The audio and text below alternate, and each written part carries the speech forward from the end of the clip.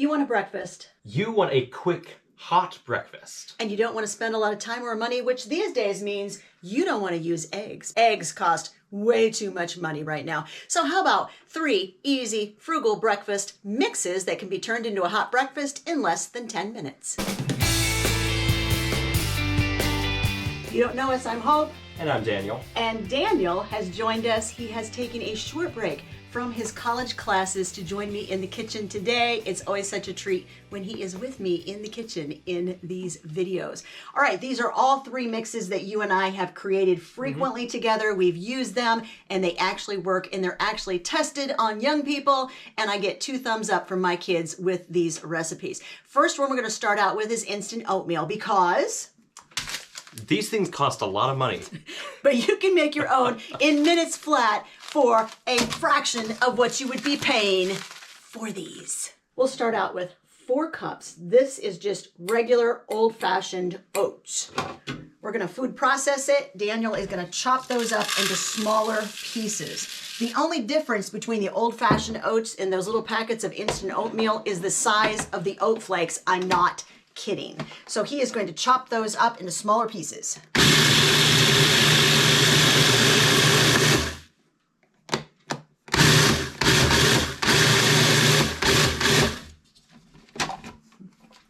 Perfect. He'll pour it in here. We'll show you the size of the flakes that are left. You don't want them super small because then you're going to wind up with oatmeal that's kind of gummy. So you'll see that there are some oats in there that are a little bit larger as well as some that are a little bit smaller. After this, the mix goes together literally in less than 5 minutes. So I am adding in a 1/4 cup of brown sugar, 1 tablespoon of cinnamon, and 1/2 tablespoon of salt. I am mixing it all together, making sure to break up any large chunks that would be in the way, and thoroughly combining all of it into one large mass. Once you're finished with that, you're going to want to think about add-ins that you want to put in with your instant oatmeal mix. Here's what we just happen to have on hand today. We've got dried cranberries. Raisins are always a good add-in too. These are some sun-dried dates. Flaxseed is always a good idea, but flaxseed, the body cannot digest it when it's in this form. We always buy it in this form and then grind it fresh and use it. You can either grind it and just put it on top of your oatmeal, or you can grind it up and put it in with the mix. To help us do this, we always have one of these coffee mills available, one for coffee, and then just have a second one on hand, guys, that you're gonna use for things like flaxseed or other dried ingredients that you want to whiz up really quickly into very fine pieces. When you cut the flaxseed up, just make sure that it's pretty small pieces when you get done with it, and then just go ahead and stir it in. Cinnamon, if you want extra cinnamon. Ginger is always a great idea in the oatmeal mix. And almonds, these are whole almonds that I happen to get on clearance at Kroger for $3.99. And I would cut those up into small pieces before putting them in with the mix. The final thing you might want to think about adding in is chia seeds. Now these are much smaller than the flax seeds, and you don't have to grind these up before adding them to the oatmeal mix.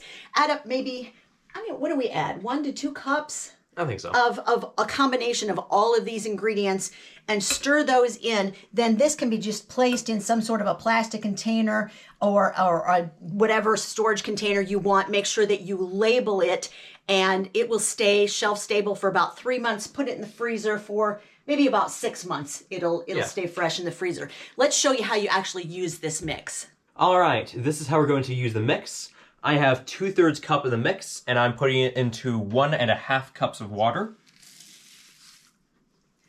Stir it up, and then you're going to put that into the microwave on high for about 1.5 minutes.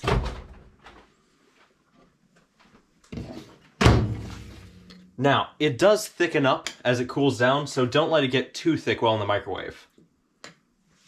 This is about the right consistency for now.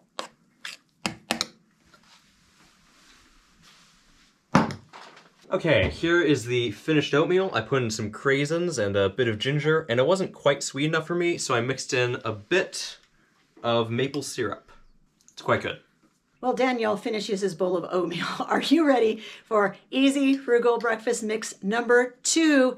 Let's talk pancakes. Made from scratch pancakes are so easy. Daniel's going to show you how to do it.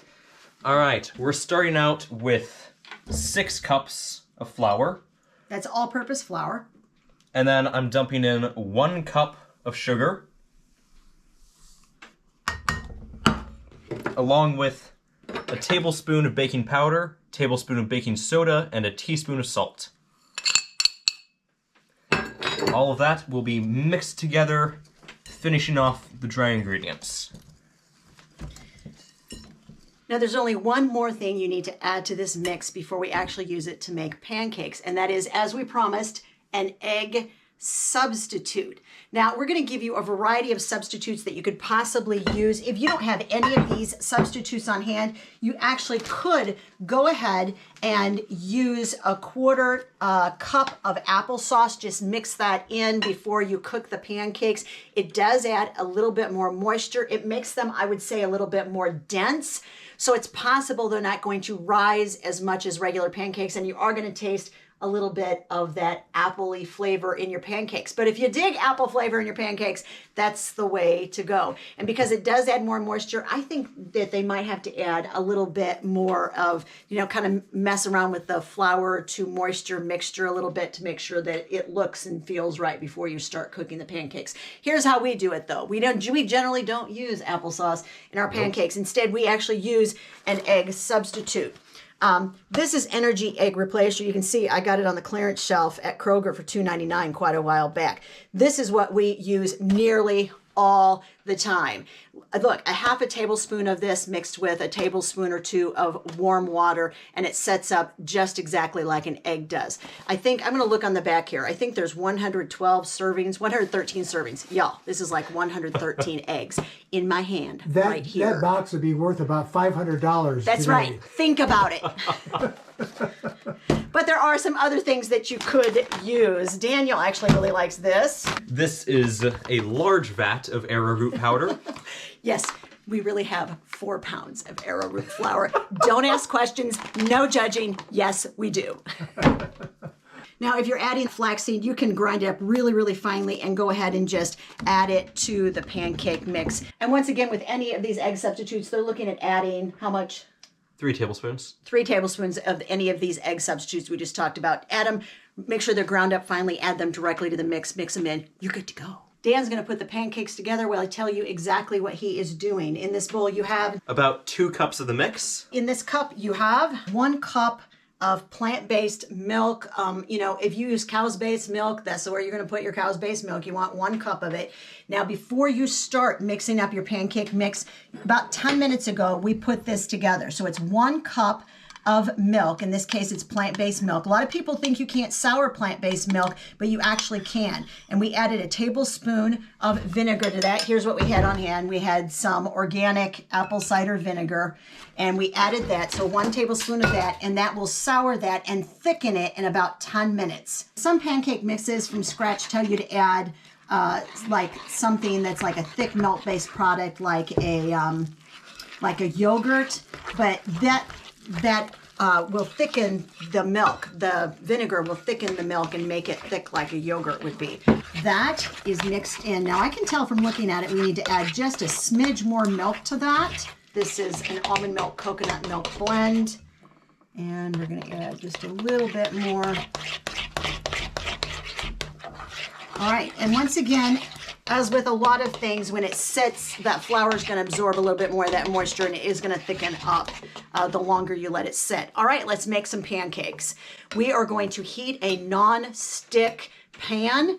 Put no oil in it. You really don't need oil to make this recipe. Once that skillet is preheated, we'll put some of this mix in there and let it cook for about 3 minutes on one side. When it's golden brown and most of the bubbles have popped on top of the pancake and it's looking a little dryish, that's how you know it's time to flip your pancake. 2 minutes on the second side and you are good to go with pancakes for breakfast or maybe pancakes for supper.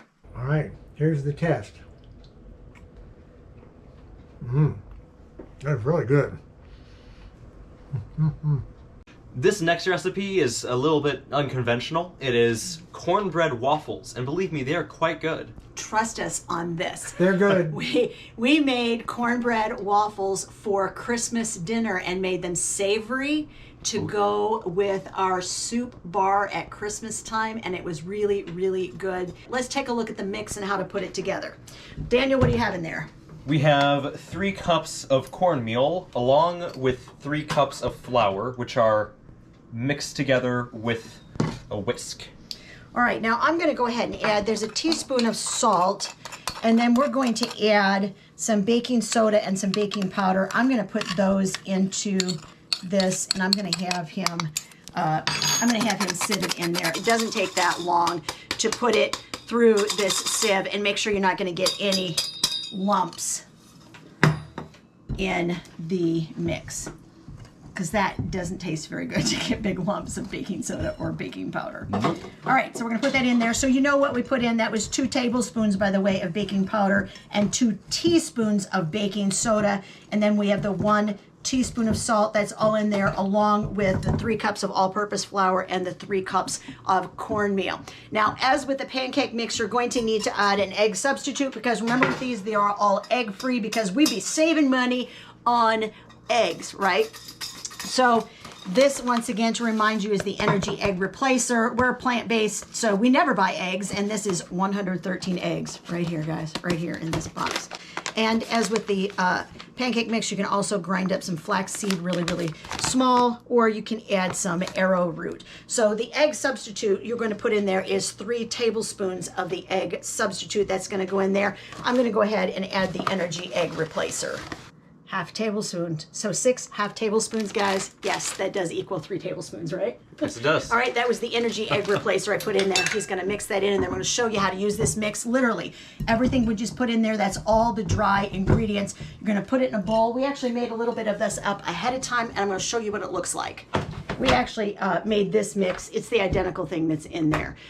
We had some of this mix left over, unlike the other 2 items that we showed you that we were completely out of. We had a little bit of this left over, but we wanted to show y'all how to make it. So now we're gonna pour this in here, and we have a whole lot of the mix for cornbread waffles available to use. I sense a lot of cornbread waffles in our future. Love them.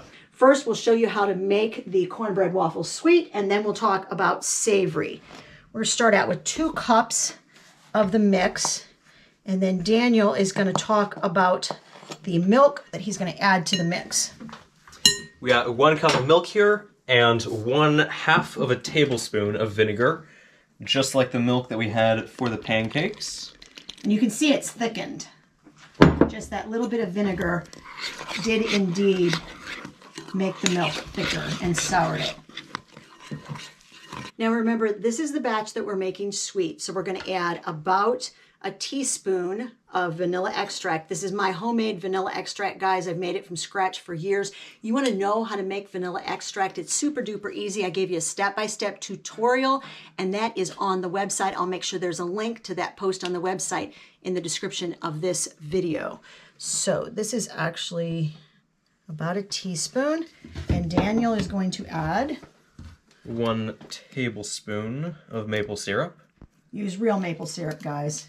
Now we're going to stir that up. Waffle batter is by its nature a little bit thicker, Yeah, it's thicker than pancake batter. We'll mix this up, and you can see what that consistency looks like. And we might need to add just a smidge, like 2 tablespoons of milk. There we go. All right, there. That's much better. All right, you're going to put those in a preheated waffle iron and cook them until they're golden brown on both sides. They'll be nice and crisp on the outside and oh so good on the inside. Now, back at Christmas, I made these savory, and I'm going to explain, past me is going to explain how to do it. This is our basic waffle mix. We're making 1 batch sweet and 1 batch savory. In addition to the basic recipe, I will be putting vanilla and maple syrup in one of these, and chili powder, basil, and a couple dashes of hot sauce in the savory. Now, despite what I just said in that clip, I found that they weren't nearly spiced up enough for me. So, see what you think, but you might want to add a little more of some of those spices. Now, when it comes to eating breakfast, and actually we think these things are incredibly versatile for lunch and dinner and even snacks, there's one thing that we use all the time in I think a cajillion different ways, which cajillion is actually a real word. Definitely. And the thing that I'm talking about is? Tortillas. Now, tortillas are actually super easy to make from scratch. I did a step-by-step tutorial, and in that video, I also gave you a whole lot of different ways that you can use homemade tortillas, maybe some ways you haven't thought of. If you haven't watched that video, it's right over there.